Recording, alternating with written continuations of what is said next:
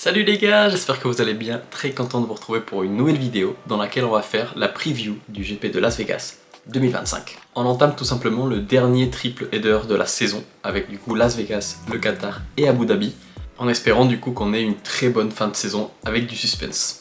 On croise les doigts. Mais bon, ne nous avançons pas trop non plus, commençons par le GP de Las Vegas qui est ce week-end et commençons tout de suite avec les caractéristiques du circuit.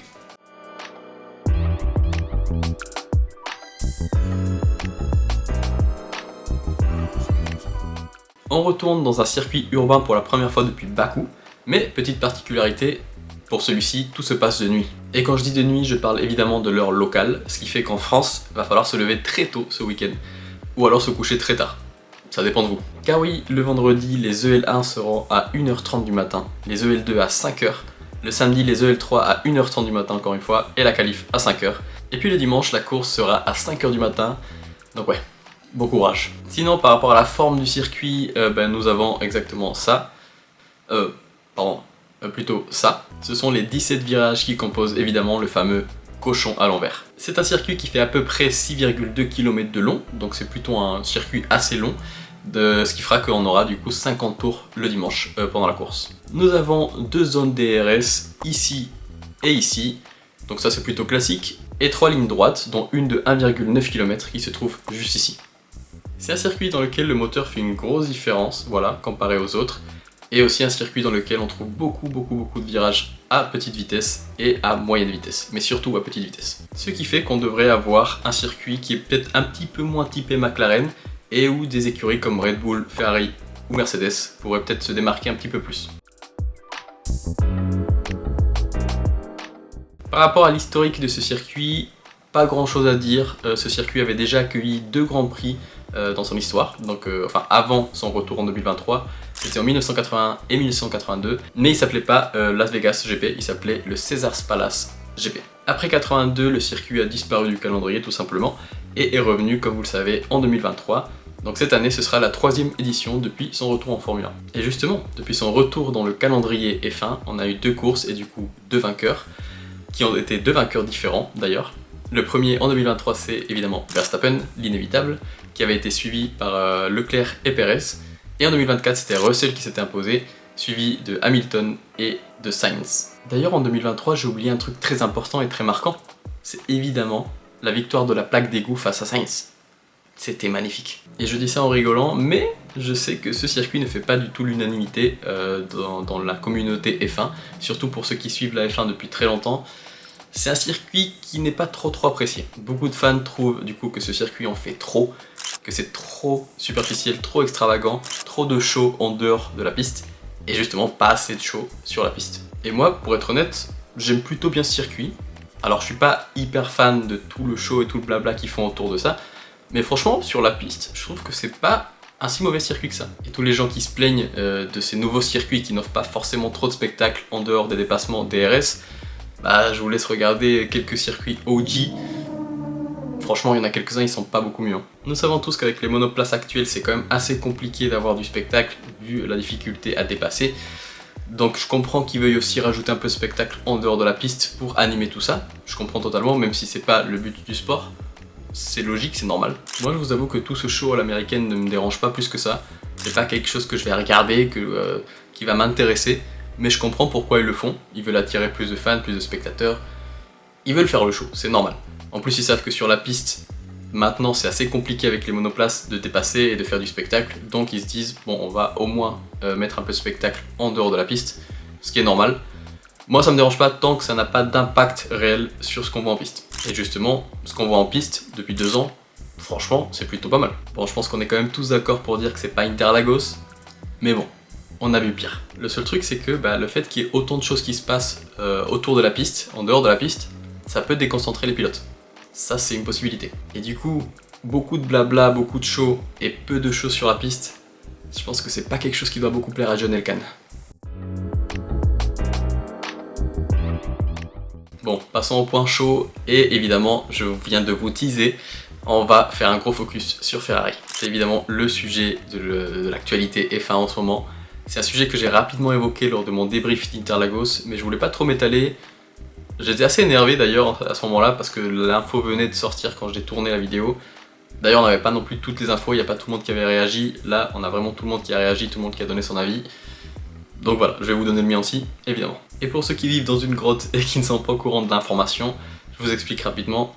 John Elkann, le président de Ferrari, après la victoire en WEC de Ferrari samedi dernier, a dit tout simplement cette phrase que je vous cite. Si l'on regarde nos ingénieurs, il ne fait aucun doute que la voiture s'est améliorée. Si l'on regarde le reste, ce n'est pas à la hauteur. Et nous avons certainement des pilotes qui doivent se concentrer sur la conduite et parler moins, car nous avons encore des courses importantes devant nous et il n'est pas impossible d'obtenir la deuxième place. Après cette déclaration, les deux pilotes Ferrari ont répondu, on va dire, respectivement sur leur compte Instagram, plus largement sur leurs réseaux sociaux, et on comprend tout de suite que tous les deux essayent de faire passer un message d'unité au sein de l'équipe, que ce soit avec les images ou avec les phrases. Et depuis sa déclaration, John Elkann se prend un pressing de la part de tous les fans de la Scuderia. Waouh, c'est chaud. D'ailleurs, il y en a un qui fait particulièrement bien le pressing, c'est le compte X de Scuderia Ferrari France. C'est tout simplement hilarant. Mais même en dehors de la France, c'est à l'international que Elkann se prend un pressing. En Italie, notamment, c'est chaud. Et ça s'explique tout simplement par le fait que cette déclaration est évidemment très maladroite. C'est incompréhensible quasiment de s'exprimer ainsi face aux médias et de rejeter la faute, quasiment l'entièreté de la faute, sur Fred Vasseur, le management du coup, et les pilotes. Leclerc est difficilement critiquable cette saison, honnêtement, il fait du très très bon travail avec ce qu'il a. Et Hamilton, lui de son côté, doit se faire un environnement totalement différent après autant d'années passées chez Mercedes. Et chez Ferrari, j'ai l'impression qu'il n'est pas aussi écouté qu'il l'aurait voulu. Et il me semble que c'est chez Pole Position que j'avais entendu ça, mais ils avaient dit qu'ils avaient fait un petit point sur Ferrari et le cas Lewis Hamilton. Ils avaient expliqué qu'Hamilton, cet été, avait envoyé quelques documents à Ferrari pour proposer quelques petits changements en interne. Il proposait quelques petits changements pour améliorer tel ou tel secteur et que l'équipe progresse petit à petit. On l'avait recalé, tout avait été refusé. Et du coup, je pense que c'est aussi déjà un coup de massue qui s'est pris cet été par rapport à l'influence qu'il pourrait et qu'il pensait avoir. Et surtout, c'est l'indicateur parfait pour montrer que Ferrari, c'est difficile de changer la structure, quoi. Donc voilà, si d'un côté t'as un pilote qui sur la piste est irréprochable ou quasiment irréprochable, et de l'autre côté t'as un pilote qui sur la piste est peut-être un peu moins bien, mais il essaye de trouver des solutions et qu'on l'écoute pas, bon, moi je continue à penser que cette déclaration est incompréhensible et que c'est pas sur les pilotes qu'il faut s'acharner. Et surtout, dénigrer les pilotes et dire que les ingénieurs et les mécaniciens sont les seuls qui font du bon boulot, si c'est pas être dans le déni total, je sais pas ce que c'est, hein. Parce que bon, la voiture, Elkann a dit qu'elle avait bien progressé et que c'était du coup grâce aux ingénieurs. Moi je trouve qu'elle a pas tant progressé que ça, honnêtement. Le lifting cost n'a pas été réglé, la hauteur de caisse n'a pas été réglée, le fameux fond plat qui devait régler tous les problèmes justement que je viens de citer et qui devait être la solution miracle n'a rien changé. Donc bon, c'est évidemment que la faute des pilotes, hein. C'est pas le sujet de la vidéo, donc je vais pas trop m'étaler non plus, mais au moins vous avez un petit peu mon avis. Je continue à penser que cette déclaration était inutile. Enfin, c'était inutile de la faire en public. Si tu veux faire ce genre de déclat, ok, t'as le droit, mais fais-le en interne. Ne lave pas ton linge sale en public. Voilà. En tout cas, le Media Day jeudi va être très intéressant. Je pense qu'il y aura beaucoup de questions par rapport à ça. Ça va être très drôle. Deuxième point chaud, comme tous les week-ends, c'est évidemment la course au titre. Et ce week-end, c'est peut-être, malheureusement, la fin de cette course au titre. Alors, comptablement, parce que je vous vois venir, comptablement, non, c'est pas la fin. Piastri ne peut pas être décroché jusqu'au Qatar. Donc Norris ne peut pas être champion dès ce week-end. Par contre, psychologiquement, il peut. Parce que là, Norris a 24 points d'avance sur Piastri et 49, je crois, sur Verstappen. Donc là, s'il remet pas mal de points sur les deux autres, c'est fini. Voilà, tout simplement. Même si comptablement, c'est pas encore mathématiquement fait, ce sera fini, honnêtement. On va pas se mentir, il restera 2 courses. Rattraper une trentaine de points pour Piastri en 2 courses, ce sera tout simplement impossible. Donc voilà, Norris, ce week-end peut totalement anéantir les espoirs de titre de Verstappen et de Piastri. Mais l'inverse est aussi possible. Les deux pilotes que je viens de citer, donc Piastri et Verstappen, peuvent totalement relancer le championnat ce week-end. Imaginons que Verstappen gagne la course, Norris crash et Piastri est deuxième. Ah ben là, ça devient très intéressant. Si ce cas-là arrive, évidemment c'est un exemple, hein, je prends ça comme exemple, mais si ce cas-là arrive, Piastri reviendrait à 6 points de Norris et Verstappen à 24. Là, c'est pas la même. Donc voilà, je pense que c'est un week-end où tout peut basculer, genre vraiment, soit d'un côté, soit de l'autre. Donc du coup, c'est peut-être le week-end peut-être le plus important de cette fin de saison. En plus, comme je l'ai dit dans les caractéristiques du circuit, c'est un circuit qui peut particulièrement marcher pour la Red Bull et peut-être un peu moins pour la McLaren. Donc c'est peut-être la chance de Verstappen de revenir et ne pas renoncer encore au titre. Troisième point chaud et peut-être le plus important de ce week-end, c'est évidemment, est-ce qu'une plaque d'égout va encore détruire une monoplace ce week-end? Je rigole. Non, évidemment, le troisième point chaud, c'est évidemment la course aux constructeurs pour la deuxième place entre Red Bull, Ferrari et Mercedes. Honnêtement, tout peut se jouer ce week-end. Parce que comme je l'ai dit, c'est peut-être une course dans laquelle McLaren sera un petit peu moins forte. Et du coup, ces trois équipes-là auront quelque chose à jouer. Et peut-être, pourquoi pas, aller chercher une victoire. Et des très très gros points pour le constructeur. Donc, c'est une course genre particulièrement importante dans cette fin de saison. Donc voilà, si t'es une de ces trois écuries-là, faut en profiter maintenant.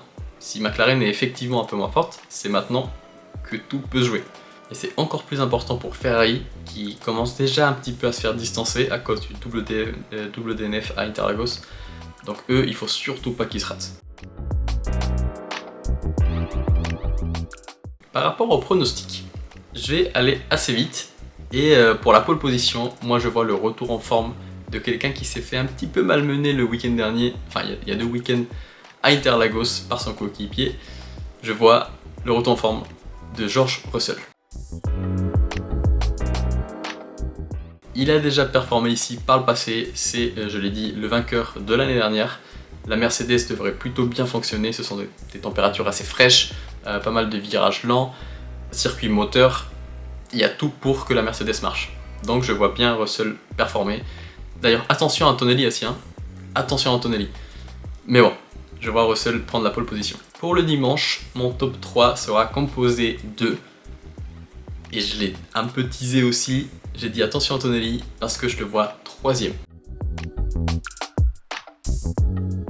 Mêmes arguments que pour Russell, la voiture évidemment, le circuit, mais aussi le fait que Antonelli depuis 3-4 Grands Prix, il est quand même bien revenu. On a retrouvé un peu l'Antonelli du début de saison. Et voilà quoi, je sens que rien ne peut l'arrêter en cette fin de saison. Donc ce sera pas Las Vegas qui va l'arrêter. Et je pense qu'il va faire un très bon Grand Prix, très bonne qualif. Et puis voilà quoi, je pense qu'il terminera sur le podium. Derrière, Max Verstappen.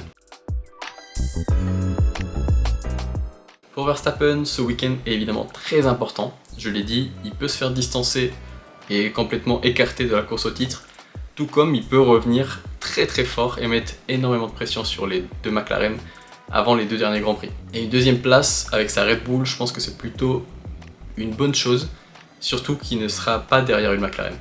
Parce que je pense que oui, Russell va être en pole et va s'imposer ce week-end à Las Vegas. Je vois du coup un double podium de Mercedes, je sens qu'ils vont particulièrement bien marcher ce week-end, je l'ai dit. Et voilà, ça va être des très très gros points de marquer pour Mercedes. Je pense que c'est ce qui fera la différence pour la fin de la saison et je pense que Mercedes finira 2ème du constructeur. Red Bull du coup marquera aussi pas mal de points avec Verstappen 2ème. Il marquera plus de points que Norris et Piastri vu que je les vois plutôt moins bien performer. C'est bizarre de ne pas les mettre sur le podium tous les deux. C'est arrivé qu'une seule fois je crois au Canada, si je me trompe pas.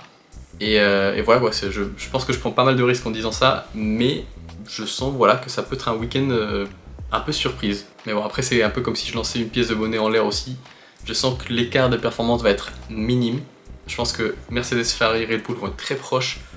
Et McLaren, ils n'auront pas l'avance qu'ils ont d'habitude, mais du coup ils seront à peu près comme les autres. Donc du coup ça peut vraiment changer, ça peut être n'importe quoi. Donc c'est ça qui est bien aussi. Je me plains pas. Donc voilà, je pense qu'on aura encore une fois une très bonne qualif. Et je l'espère une bonne course. Et puis voilà quoi. Profitons. Et puis j'espère que cette petite vidéo preview vous a plu. N'hésitez pas à lâcher un petit like, un petit commentaire. Et si vous n'êtes pas abonné, n'hésitez pas non plus à vous abonner, ça fait toujours plaisir. J'apprécie énormément le soutien. Donc voilà, profitez de ce week-end, espérons qu'on ait une bonne course. Et puis voilà quoi, passez une excellente soirée, une excellente semaine. Et à très bientôt. Ciao.